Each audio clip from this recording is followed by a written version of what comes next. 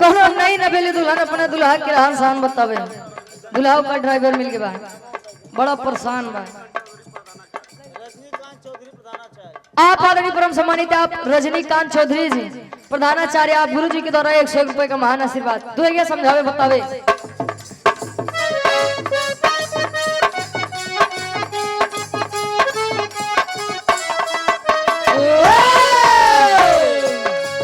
अरे हाल का कहीं पियावा के बिन चलुए इन जन चापता। हाल का कहीं पियावा के बिन चलुए इन जन चापता। हाल का कहीं पियावा के बिन चलुए इन जन चापता।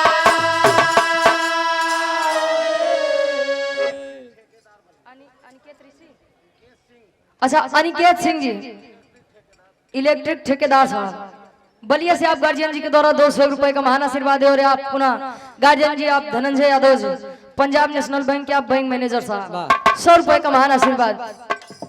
अरे हाल का कहीं पियावा के बिन चलुए इन जन चापता।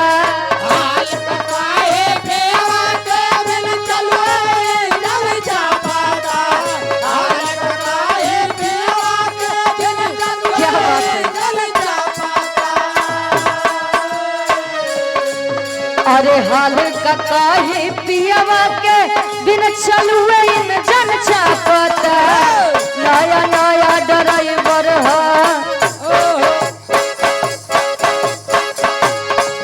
अरे नया नया ड्राइवर हर नवे धई धई दाबता। नया नया ड्राइवर हर नवे धई धई दाबता।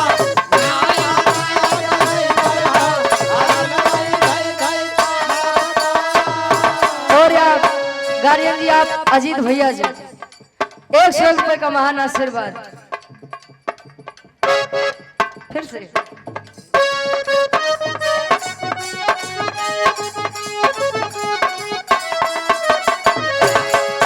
अरे हाल का काहे पियावा के बिन चलुए इन जन चापता। नया नया ड्राइवर अरे नया नया ड्राइवर हर नवे धई धई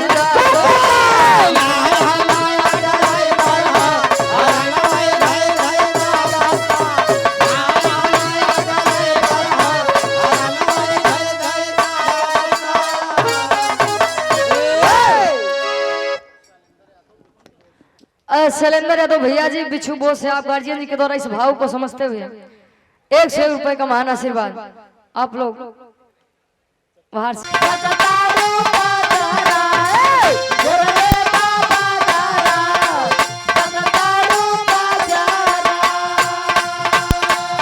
ऊपरा से पहले बारू अलकाला कजरा। ऊपरा से पहले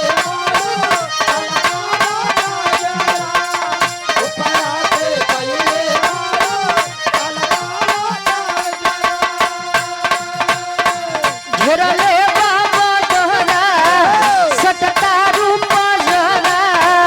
ऊपरा से पहले बारू काला काला कजरा। तब लइकिया कहेला चमके बिजुलिया ए हो समरिया झम झम पानी बरसता। चमके बिजुलिया ए हो समरिया झम झम पानी बरसता। चमके बिजुलिया ए हो समरिया झम झम पानी बरसता। चमके बिजुलिया ए हो समरिया झम झम पानी बरसता बरसता बरसता। मोरी चढ़ली जवानी सैया बूंद बूंद के करसता। मोरी चढ़ली जवानी सैया बूंद बूंद के करसता। मोरी चढ़ली जवानी सैया बूंद बूंद के करसता। चाचा अच्छा बारे अब देखा धुन तर्ज हो गया। अब एक बिरहा होई के चाहिए जोने से हमार लोग के पहचान बा।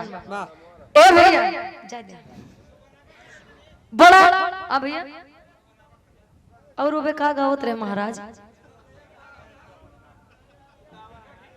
वाह भैया शुभराज जा। हाँ अब जब तक आप वाली होत रही काका दादा नहीं बोले ना, अब काका दादी वाली हो तो आप लोग ना बोली है। हाँ बस बस दादा अब वो हो भाई क्यों जी। बड़ा बढ़िया बढ़िया आप लोग बाहर से धुन तज के आनंद लिया। लड़कियां तो बढ़िया रहा जवन चुमो देई गाल में उहे काटी काटी भरी कंडाल में। पंडाल नहीं कंडाल में यार। अच्छा ड्राम में डाले से कठी लेकिन बदनाम को ना भैया हो।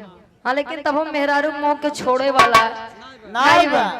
शादी के लड्डू ऐसे होते हैं, जो खाते वो पछताते है, जो नहीं खाता है वो पछताता। वो पछताते है। आ दुनिया काका अपने मेहरारू जान ला परेशान भय। ए भैया कहाँ तो चला जाता जौनपुर।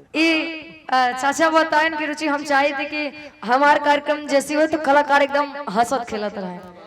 चाचा शायद फिर हमारे कार्यक्रम अभी कबो सुने न हो गए। बिरहा जगत में इतना हंसी थी, हंसी हमारी पहचान बन गई। सत्यता है अगर हम जो कार्यक्रम में नहीं हंसी न उमर लोग सोचते थे यार आज का भवा करे खारबो होई के का होगी भाई खारबो बुखार कहते हैं यार। बताएं कि एकदम तैनात होगी बैठक दरअसल चाचा होत रहे ना गोड़ों में तनी चोट लग गई, ज्यादा दर्द करता है कब का बताई। भाई के गाय लेते हुए बहुत बड़ी बात है। वाह नहीं तो भैंस लेती नहीं भैंस गाय तो यहाँ लेवावे आया। कहत हो गाय लेते अरे गावे के मतलब गावत है। ए भैया बाहर से बड़ा बढ़िया लड़कियों अच्छा माता जी होकर तो एक नंबर के रहे। बाबू थोड़ा मुर्दर रहे। ए भैया अच्छा जैसे हमरे राम भरोसा चाचा बाटे वहाँ हिसाब से लड़कियां बड़ा कमजोर रहा। ऐसा लागत रहा निखी निकर के की बात। ए भैया राम भरोसा नहीं राम भरोसा। बड़ा बढ़िया आप लोग डांसो देख लिया भैया हो तनिके में ढेर काम हो गया। हिलायन बेचार लेकिन गिरायन नहीं मैं कवा हो। ए भैया अच्छा सब चीज तो बढ़िया रहा, दुल्हनों बड़ी सुंदर रही, बस दुल्हने मुड़ो में बार नहीं हाय हाय हाय देखा दुल्हनिया मोछा वाली रही बनवाई के आवे के रहा। ए भैया अच्छा चुनरियो बड़ा बढ़िया रही हो का नाम भरोसा चाचा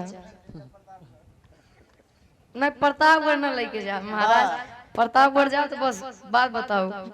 ए भैया हकीकत बात है बड़ा बढ़िया आप लोग धुन तर्ज के आनंद लिया, सोहर के भी आनंद आप लोग ले लिया भैया।